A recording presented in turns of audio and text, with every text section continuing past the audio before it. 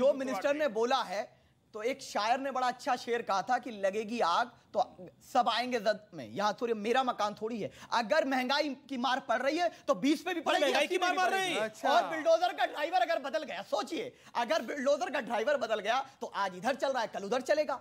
इसीलिए कह रहे हैं कि कानून का राज रहने दीजिए, अदालतों को नष्ट मत करिए, न्यूटन्स लॉ है। मतलब बुलडोजर का ड्राइवर कौन है अभी? हम चाहें बातों बातों में आप बड़ा बोल गए। हम चाहें बुलडोजर का ड्राइवर कौन है? आज इधर चल रहा है कल उधर चलेगा। अदालतों को बचाइए।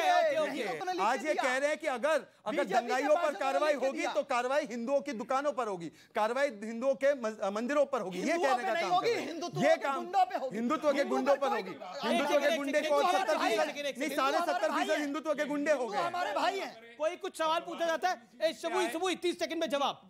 जो उस मंत्री ने बोला तो शदाब ने बोला जी। कि अमीश, आपने जिन मंत्री की बाइट दिखाई, एक्चुअली वो समस्या की जड़ है, वो अलगाववाद की हम अलग हैं। हमें अलग कानून चाहिए, अलग न्यायपालिका चाहिए, अलग इकोनॉमी चाहिए, अलग व्यवस्था चाहिए, अलग नेता चाहिए। जब तक हम अपने आप को खुद ही अलग समझते रहेंगे तब तक हम कैसे उम्मीद करते हैं कि पूरा देश हमें गले से लगाएगा। मुसलमान समाज को आगे आके खंडित एकदम कंडेम करना चाहिए नेताओं को कि ये नहीं है हमारे लीडर्स। हम उन 100%, हम 100 करोड़ भारतवासियों में जो कर्तव्य है, जो अधिकार है, सबके बराबर है। समझाइए ना जाकर। आप पहले उस अलगाववाद को कंडेम करिए, बोलिए कि ये गलत है, खंडन करिए उनके बयान का कि हम अलगाववाद की बात कहाँ गए? आप अपने आप से खुद डिस्क्रिमिनेशन करते हैं। किसने कहा? अमीश मुसलमान के साथ कोई डिस्क्रिमिनेशन नहीं करता, ये खुद मुसलमान से डिस्क्रिमिनेशन करवाते हैं। सबको पता है कौन मुसलमान है, ये अपनी बात को रख सकते हैं। मैं आप भी क्लेम करिए मुसलमान है, ये भी करें, ये भी करें, ये भी करें, लेकिन ये देश संवैधानिक नहीं हूं, मैं हिंदू हूं। संवैधानिक अधिकार क्लेम करूंगा मैं संवैधानिक अधिकार बता रहा हूं। मैं हिंदू रिलीजन संवैधानिक अधिकार करूंगा मैं हिंदू का हिंदू हो, आप क्लेम करिए आप क्षत्रिय हैं। मैं कह रहा हूं ये संवैधानिक अधिकार है। आप प्रभु राम की पूजा करते हैं, मैं पूजा नहीं करता हूं, सम्मान करता हूं। मैं इबादत सिर्फ अल्लाह की करता हूं और श्री राम भी आदम अलैहिस्सलाम के वंशज है, ये मेरा विश्वास है। देखिए पर श्री राम का एग्जांपल फॉलो नहीं करना है यूनिफॉर्म सिविल कोड वाला, परंतु मेरा सवाल इनसे सिर्फ इतना है, देखिए ये दिक्कत यही है कि हम 100% में अपने आप को मानते ही नहीं है। हम मानते हैं कि हमारी उम्मा अलग है, हम मानते हैं हमारा शरिया अलग है, हम मानते हैं हमारे लिए कानून अलग है, हम मानते हैं हमारे लिए व्यवस्था अलग है। ये अपने आप को अलग मानते हैं। अरे अलग मानना होता और मानते रहे तो उसके लिए 1947 में फैसला हो गया था। आज इस देश ने फैसला किया कि संविधान। मैं केवल एक सवाल पूछना चाहता हूँ, ये क्षत्रिय मुसलमान है ना, इनसे सवाल पूछना चाहता हूँ। ये क्षत्रिय मुसलमान से पूछिए। मुसलमानों में क्षत्रिय होते नहीं है रहमानी साहब। वो कह रहे हैं क्षत्रिय मुसलमान। एक सेकंड, एक तो बता दीजिए। नहीं एक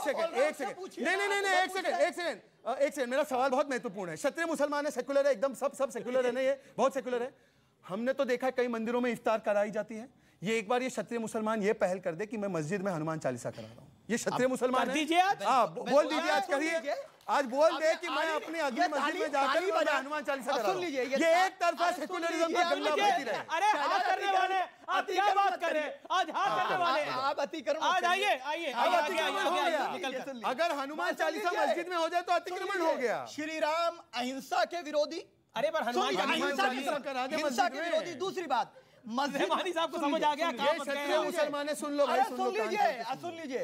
मस्जिद में हनुमान चालीसा और मंदिर में नमाज दोनों नहीं। वो अपने मंदिर में इफ्तार तो होती है, पूजा करें। मंदिर में इफ्तार देखिए कि नहीं देखिए आपने? मंदिर में इफ्तार पार्टी होती है, मंदिर में इफ्तार कराई। ठीक है, अब जी मंदिरों में इफ्तार होती है, मंदिर जगह देते हैं, दिल बड़ा रखते हैं, पर ये सेकुलरिज्म की गंगा एक तरफ से नहीं बह सकती।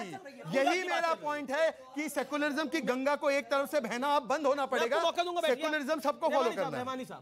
ये सेकुलरिज्म के नाम पर हर चीज का विरोध कैसे हो सकता है? देखिए, मोदी का विरोध भी सेकुलरिज्म के नाम पर किया था आपने। हनुमान चालीसा का जवाब दे दूं, देखिए सिंबॉलिक होना हर चीज जरूरी नहीं है, रियलिज्म होना जरूरी है। बहुत अच्छी बात, तालियां इस बात के लिए। सिंबॉलिज्म होना जरूरी नहीं है, रियलिस्टिक होना चाहिए। बिल्कुल सही जायज बात आपने बोली। और रियलिज्म क्या है? रियलिज्म की मिसाल में देता हूं। कोरोना में जब माँ बाप अपने औलादों की कोरोना की लाशें छोड़ रहे थे, तब हिंदू मुसलमान की तफरीक किए बगैर हमने हिंदुओं के संस्कार के मुताबिक उनके क्रियाक्रम करके दिए हैं। ये नहीं देखा कि हिंदू है मुसलमान है। ये रियलिज्म है और ये सेकुलरिज्म है और ये इस देश की आत्मा है। इसे ना बीजेपी खत्म कर सकती है ना कांग्रेस। तो एक सवाल मैं इनसे पूछना चाहता हूं, जब बच्चियों की शादी की उम्र 18 से 21 की गई और ये होना चाहिए और कई सारे देशों में है ताकि वो पढ़ सके, स्वाधीन हो सके। उसका विरोध किसने किया? बर्क ने किया, समाजवादी पार्टी के सांसद। पूछ लीजिए शादाब से, वो समर्थन करते हैं, विरोध करते हैं? पूछ लीजिए, एक बार पूछ लीजिए उनसे। अमेरिका में, फ्रांस में, ब्रिटेन में, सब में यूसीसी है, सब में यूसीसी है, यूनिफॉर्म सिविल कोड है। वहां पे क्या समस्या होगी? अगर यूनिफॉर्म सिविल कोड आएगा तो मुसलमानों को नुकसान हो जाएगा, फलाना हो जाएगा, ढिमकाना हो जाएगा। इन तमाम देशों में है, क्या नुकसान हो रहा है? देखिए, इसीलिए मैंने ये बात कही थी कि आप हिंदू मुस्लिम पे चले गए।